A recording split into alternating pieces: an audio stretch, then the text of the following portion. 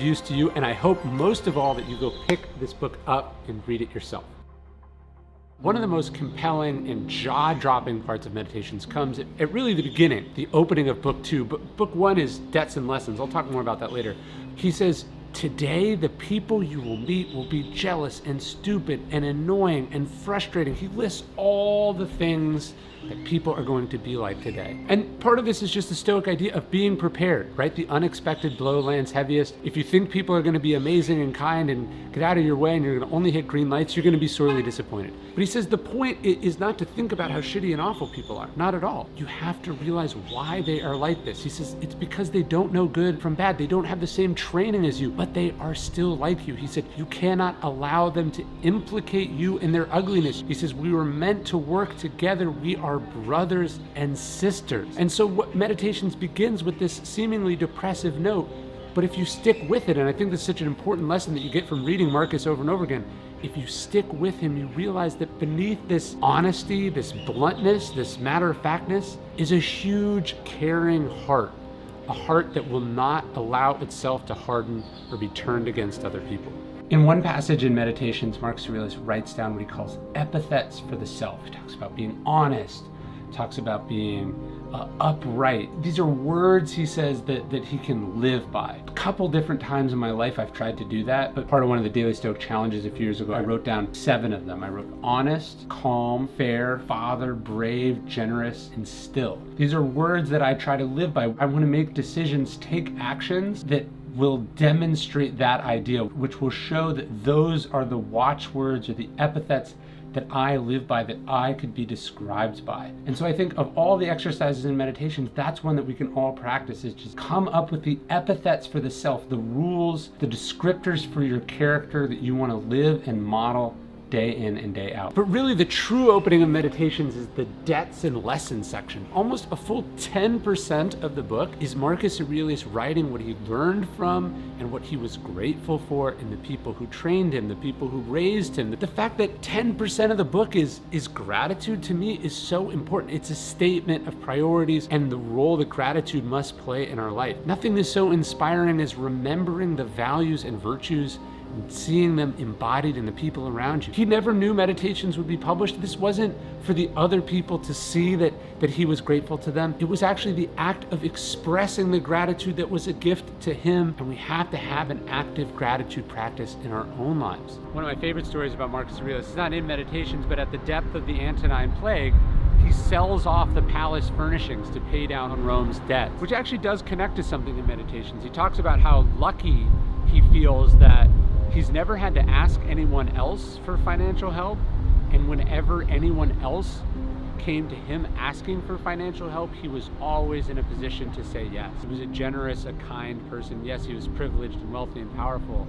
He tried to use those things for good. He tried to absorb the blows or the pain or the difficulties before other people. This is a print I have from one of my favorite passages from Marcus Aurelius. I have it on the wall. We sell it in the Daily Stoic Store, but he says, waste no more time arguing what a good man should be one. And I think arguably Marcus Aurelius's greatest contributions to philosophy are not what he wrote in this book, right? What Marcus's greatest contributions to philosophy is how he lived. That even if he had never written a philosophical work, that he'd still be seen as a kind of philosopher king, because he embodied the ideas. He lived them. He demonstrated that a king, an emperor, a person of power or influence or wealth could be good and decent, could do the right thing, could be everything that people expected of him. And that's just, to me, the most important thing we can take from Marcus Aurelius. Marcus Aurelius says that no matter what's happening in the world, no matter what other people are doing to us, we always have this superpower. We always have the power to have no opinion. We don't have to decide that it's good or bad. We don't have to decide that it's urgent or not. We don't have to decide anything about it all. We don't have to think anything about it at all. You can just let it go. You can let it pass by. You don't have to figure it out. You don't have to have a hot take on it. Just let the weather be the weather.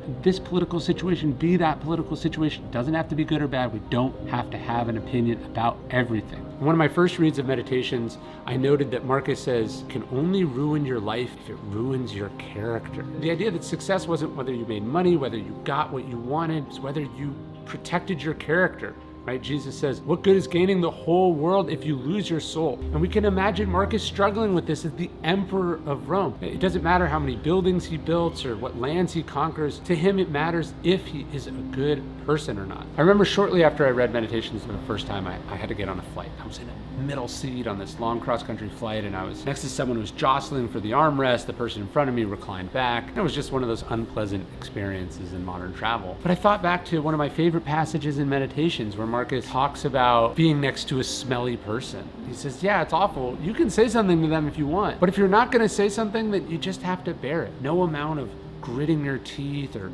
silently resenting them is going to change this. Stewing doesn't help them or you.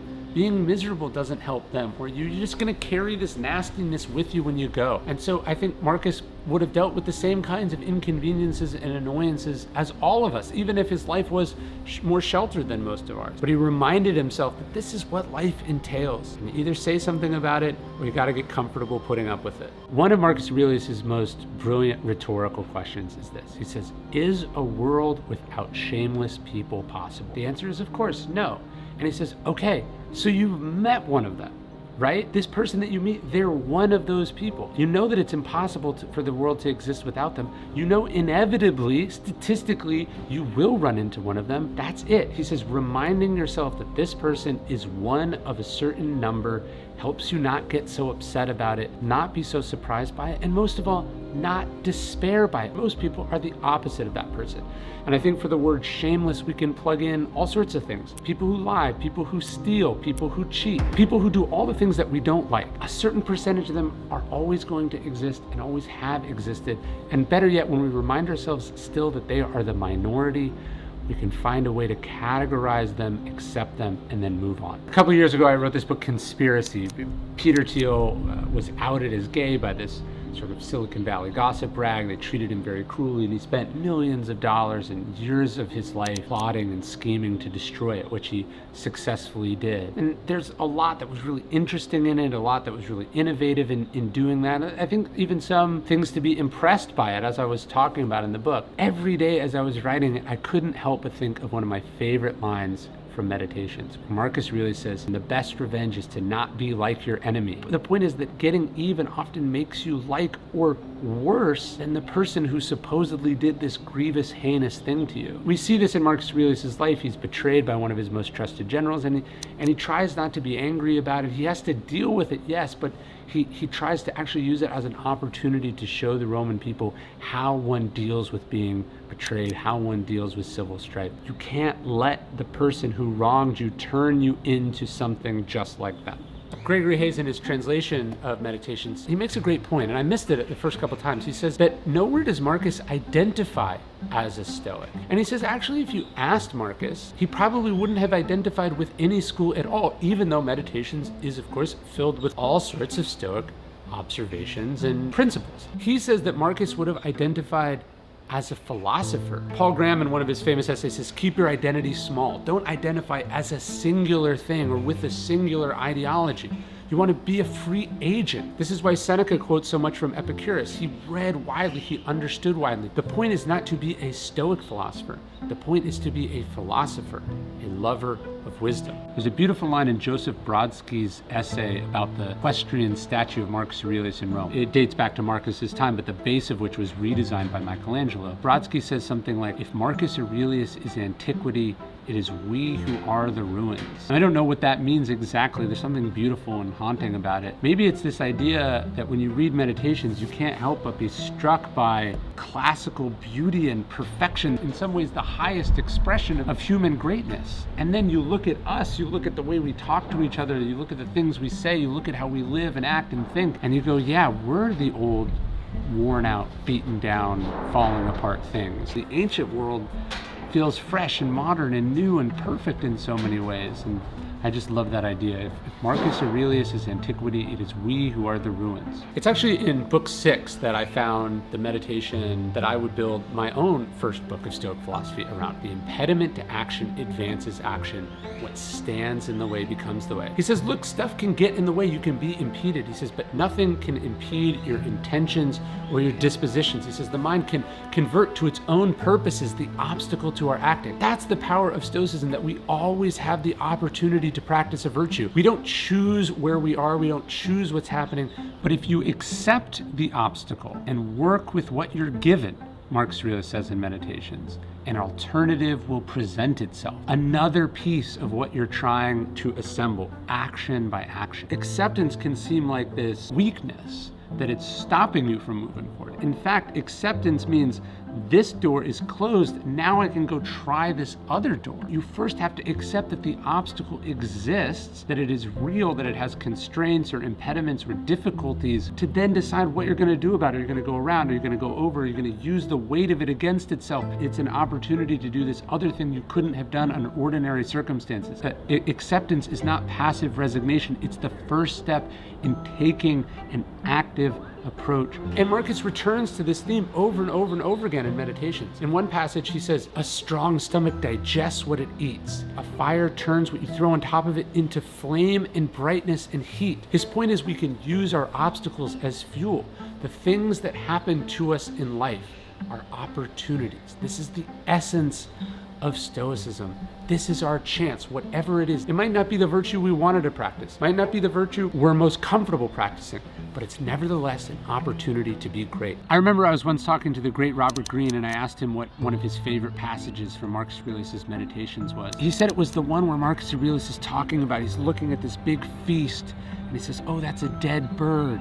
He said, oh, that's dead pig. Oh, this wine is rotted grapes. I said, Robert, why did you like that? And he said, that's what I try to do in my writing. I try to deconstruct things, to take away the preconceived notions. That's actually what Marcus says. He says it's about stripping things of the legend that encrusts them, about seeing them as they actually are. I think that's not only what a philosopher has to do, but I think that's what a great writer like Robert Greene does. I call this contemptuous expressions. You know, these things kind of loom over us. We go, oh, Harvard is so important. Look at the fancy people that go there. Look how hard it is. Look how expensive it is. But also you could look at the idiots who've graduated from Harvard, the monsters that have come out of there, right? You could be like, oh, the president's the most prestigious, important job in the world. But look at some of the people who have been president. Look how incompetent they were. You're supposed to see things for what they are. Strip them of the legend that encrusts them. See them as they are. The same goes for like some fancy car or, you know, some important position.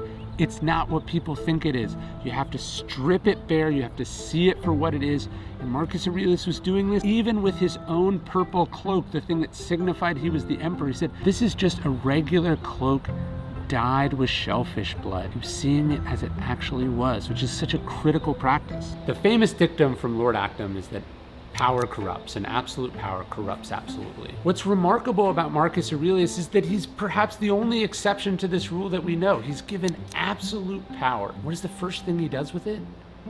He gives half of it away to his stepbrother. He isn't corrupted by it. It's a remarkable testament to the power of this philosophy, the idea of what Stoicism can make a person.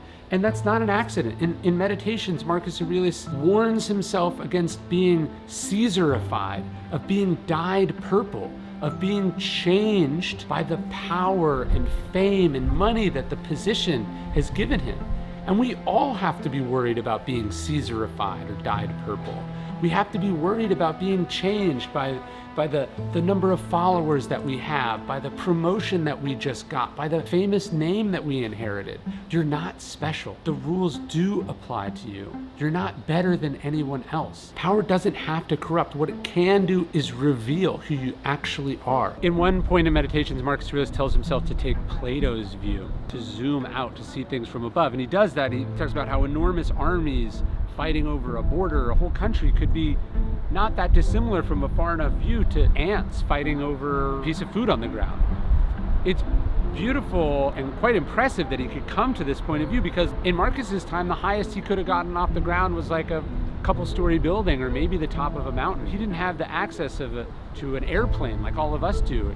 He would have never seen the blue marble photo, which showed Earth from space. But when you get to Plato's view, you're just reminded how inconsequential most of the things we get upset about are. And then you are also reminded of how interconnected and interdependent and together we all are. Marcus says this too, that the borders don't matter, that vast oceans don't matter. We're all in this same thing together, that we are tied together more than we'd like to think that we are. Pierre Hadot, one of the great scholars of Marcus Aurelius, talks about the oceanic feeling. Marcus Aurelius talks about the view from above, he talks about immensity, how all of experience gapes before us. Marcus is trying to meditate on the vastness and the connectedness of everything in the world. He talks about looking at the stars and watching yourself alongside them. I think he's seeking out these kind of humbling experiences. And you could think about why that would be so important to someone who was literally the center of the universe. He wanted to remind himself that that wasn't strictly true. One of the things Marcus Aurelius does say in Meditations about the people who would have always been flattering him and telling him he's amazing, or people who would have been criticizing him or attacking him, he says, think about what they just submitted to a few minutes ago. Think about what they do in private. Think about who they actually are. And when you know who they actually are, how weak they are, or how corrupted they are, petty they are, suddenly their approval, their opinion about you won't matter very much. Marcus Aurelius clearly hated all the flatterers and sycophants, but the thing he hated most was the people who would say things in passing like, I'm gonna be honest with you, let me be straight with you.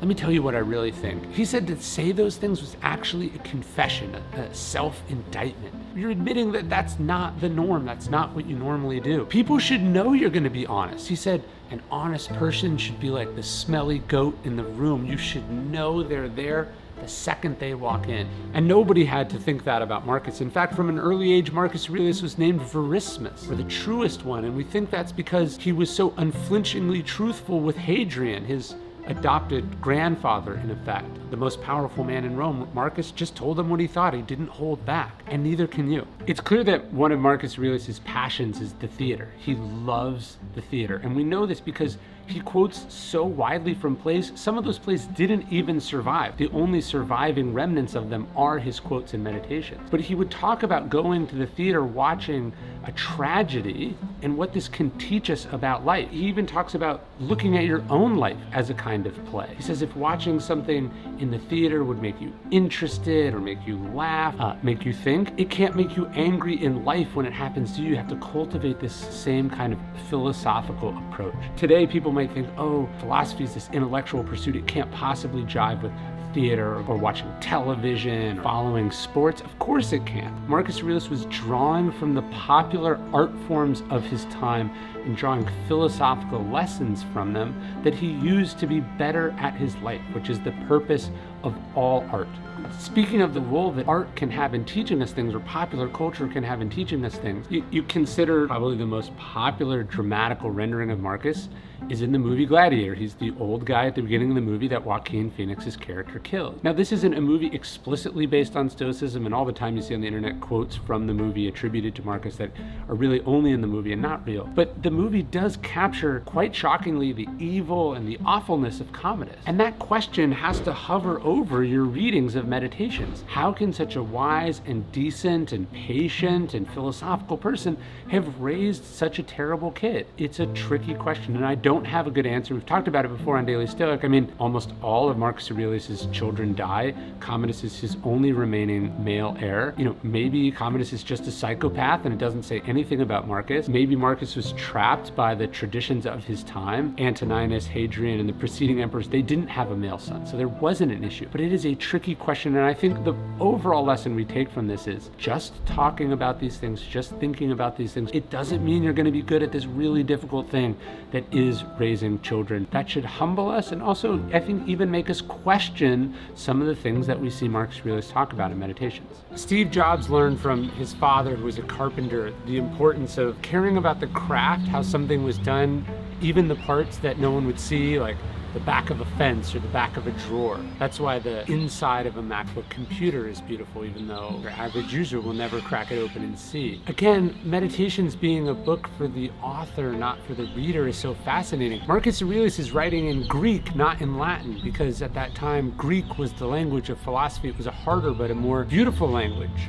He quotes from memory perfectly these obscure passages from philosophy. He makes these observations about the way that grain bends or the flecks of foam on a boar's mouth. He was a beautiful writer, but it was beautiful just for himself.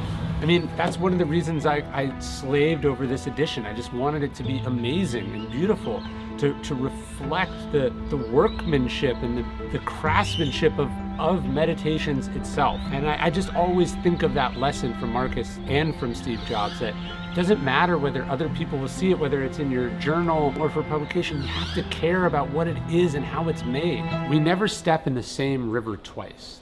The river changes and we change, right? When you pick up a book for the first time, then a second time, and a third time, maybe even 100th time, each time you get something different out of it. I think so often we get a book, we read it once, we go, I got it.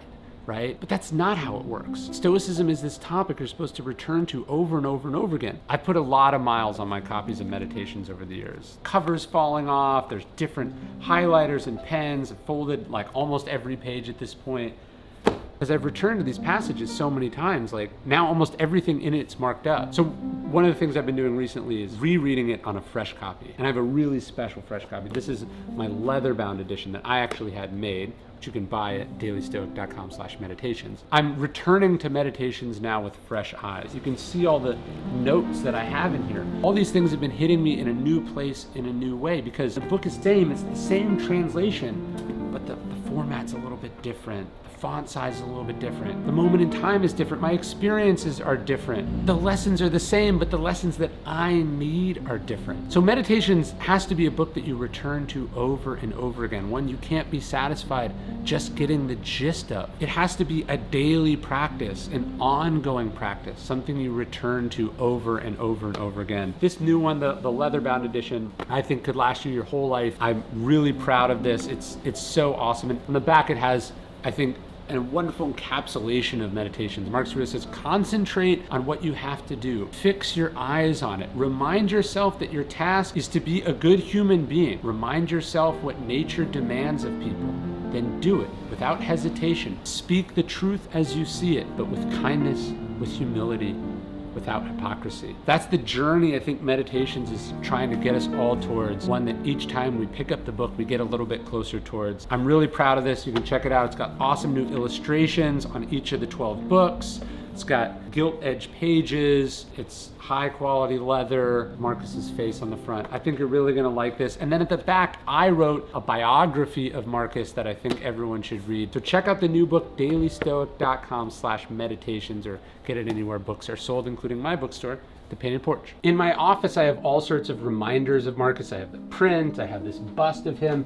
This is a bust I have from Marcus Aurelius from the 1840s. I have a painting of Marcus that someone did for me. When Marcus says at the beginning of Meditations that nothing is so inspiring as seeing the virtues embodied in the people around us, I think this is also true in how you decorate your space, your house, your office, whatever. Find philosophical embodiments of these ideas, things that remind you. When I look at those things, it's just this little sort of subconscious reminder of who I want to be, how I want to live. I'm looking at the virtues being embodied around me, and that keeps me on the straight and narrow. In writing the Daily Stoic, I got to parse the exact word choice of Marcus in ways that I probably ordinarily wouldn't have. One of the passages that really struck me the first time I read Meditations, but he says, how trivial the things we want so passionately are. And I don't know, I guess I was struck by like the idea that we want so passionately are. I thought that was a beautiful expression. But it's actually in the midst of translating it and seeing it from a different perspective, I realized he's saying how trivial the things we want so badly are. I think there's something to be said about reading and rereading where almost like a Talmudic scholar. You're debating, what does this word mean or that word mean, or what about this, or what about this meaning? There just is something about diving super deep. Sometimes the superficial, the first take you take is the one that hits you, and sometimes it's the 50th take where you finally get it, or you get it on a level that you wouldn't have gotten before. I remember when we were translating Marcus Aurelius for Daily Stoic, there's a passage where Marcus Aurelius says, stop your whining, stop this miserable whining monkey life. I remember our editor said, monkeying around, is this an expression Marcus could have possibly used? Would Marcus Aurelius have even seen or known what a monkey was? And it turns out, yes. In fact, Commodus probably killed one in the Colosseum. He was a psychopath. Just the more you play and dig into the language, the more you understand. And this is why reading and rereading is so important. You just never know. Behind every word choice, it's like a whole other room to explore. It would have been my third or fourth reading of Marcus Aurelius that I caught this line. He says, you could leave life right now. Let that determine what you do and say and think. This is the Stoic idea of memento mori. It's not that you will die tomorrow and you should try heroin or go to an orgy. It's that you never know when life is going to end. And so you can't take it for granted. You cannot take it for granted. Another one that I didn't get at first, Marcus Aurelius is saying to avoid imperialization. He says that indelible stain. And I didn't really know what he meant by imperialization. And that's when I saw it in another translation. I realized what he's talking about is imperialization, like the imperial system of Rome. He means to not be Caesarified, to not be corrupted by his position. So I think sometimes it's just where you are. You don't know what a certain word means, or just the intonation that you're reading about it doesn't hit you in the right way. And this is why you have to come back to things, why you can't just be satisfied with getting the gist of something. You have to return to it over and over again because you get it in a new way. It also is why, as much as I've loved the Hayes translation and why we have this edition, it's why I've read the other translations. It's why I like the Robin Waterfield annotated version, because he's bringing his perspective. He's breaking down what he sees in it. And each time you do that, you get something new. In Meditations, Marcus Aurelius says we have to be more like a boxer or a wrestler than a dancer. He says we have to be dug in and ready for sudden attacks. You know, he saw life as a battle. He saw fate as being indifferent to us, but also dealing serious blows to us. And if you're not ready for it, if you think life is a dance, if you think life is fun, if you think everything's gonna be all right, then man, fortune has some real surprises in store for you. And if you look at Marcus's life, that was true. One thing after another. He was ready for it. He was dug in. He was ready for those sudden attacks. And you and I have to be also. At one point in Meditations, Marcus Aurelius says, avoid false friendship at all costs. He says nothing is more painful, nothing is worse. And he knows this from experience. I tell An Obstacle is the Way, the story of Marcus being betrayed by Avidius Cassius, his most trusted general, one of his best friends. He declares himself emperor, he essentially attempts to orchestrate a coup. Marcus Aurelius knew that although we wanted to be trusting of people, although we wanted to assume the best in people, we had to understand that people were not perfect, people could be led astray, people could have evil intentions in their heart. We have to be aware of this and we have to be prepared for it. One of my favorite lines in Meditations, he says, to accept it without arrogance, to let it go with indifference. Good things happen, we get awards, we succeed, we make money, awesome, but that doesn't say anything about you as a person. We fail, we fall short, we get criticized. Great, that doesn't say anything about you as a person. Another translation, it says, receive without pride, let go without attachment. Sort of even keel, not being affected, not getting too high or too low, not identifying with any of it, but identifying solely with your character. Marcus Aurelius tried to do good, he tried to help as many people, but he also understood that doing the right thing, doing good things, it wasn't always going to be recognized and it wasn't always going to be appreciated. He says in Meditations that you can't expect the third thing, being recognized, being appreciated, being thanked for what happened. You already got the thanks, he said, by doing the right thing, by feeling, by knowing that it was the right thing. Everything else, the Stoics would say, is extra. Nice to have, but it can't be why you do it. And I think often of this idea of doing the third thing. The third thing is wanting to hit the bestseller list. The third thing is wanting the thank you card. The third thing is the person coming to you and saying, I just want to let you know what that meant to me, how much it helped me. I want to pay you back. No, you do it because it was the right thing. If you get the third thing, if you get the extra, that's great. For the Stoics, that shouldn't be something you want, but most of all, It can't be something you expect, because you will be disappointed. In book 12 of Meditations, Marcus Aurelius says, "It never ceases to amaze me. We love ourselves more than other people, yet we care about their opinions more than our own." I thought about this when my first book of Stoic philosophy came out. I'd worked really hard on it. I knew how many copies it sold. I knew what it deserved, and there it was, not on the bestseller list. It got skunked for some inexplicable reason. And I had to remind myself, my judgment of the book is what counts. My opinion is what matters here. So often that's what we do. We like a shirt, or we like a show, or we like this, or we like where we live, and then other people say, well, that's not cool, or that's strange, or that's weird, or it's incorrect for the following reasons. And we give up our own internal sense of what we like or dislike, what's right or wrong, to do what everyone else is doing. Sanity is tying your success to what you say and do. He says insanity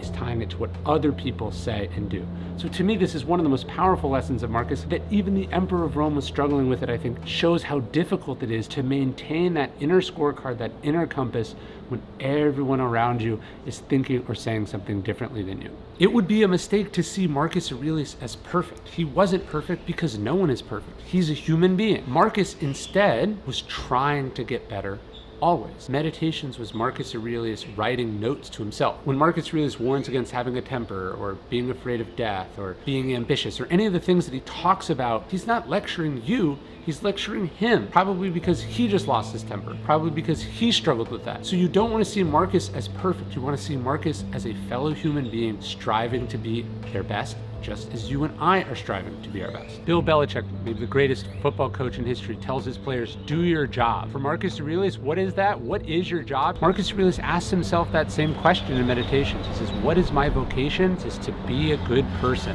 That's the job. At the end of the day, to be a good person, to do good things, to make a positive difference in the world for yourself and the people around you. In book 537, Marcus Aurelius says, I was a fortunate man, but at some point fortune abandoned me. And we can imagine Marcus saying this after the plague, after he's burying another child, maybe after he hears again that perhaps his wife is cheating on him, maybe his health has failed him again. And he catches himself. Again, this is what he's doing in Meditations. He's constantly catching himself. But true good fortune is what you make for yourself. Good fortune, he says, is good character, good intentions, and good actions. And I love that idea so much, right? It wasn't what was happening to him in the outside. Fortune wasn't this external thing. Good fortune, feeling good, being good. This was something that was up to him, that was inside him, and the choices that he made and the actions that he took. I was saying before that one of the things Marcus does in Meditations is he quotes from playwrights or bits of lines from the theater that particularly